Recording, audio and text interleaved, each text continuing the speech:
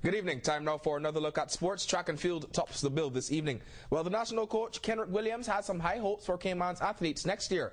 Reflecting on a solid year for Cayman's runners in regional and international competitions, Coach Williams is keen to see just what 2010 holds.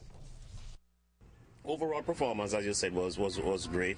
What we're looking forward for the 2010 is Carifta. We are looking forward to have our athlete performing at Carifta Games and also at the World Junior Championships, and also we're looking for, I think, Commonwealth Game is also next year. So we are looking forward for those competitions. Now to some cricket news. The West Indies are in a tough group for the 2011 ICC Cricket World Cup.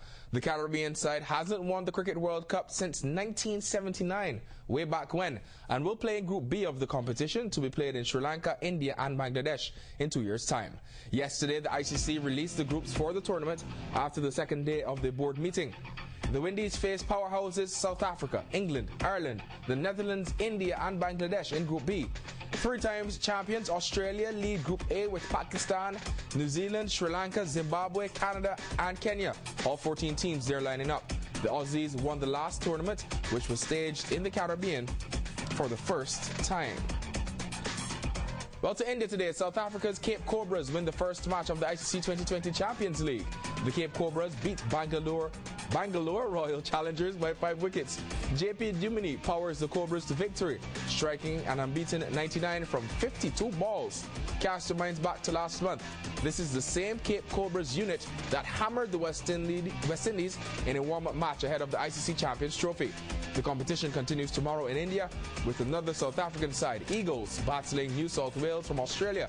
Trinidad and Tobago open their competition against English champs Somerset next Monday. All the matches live daily on Caravision Channel 38.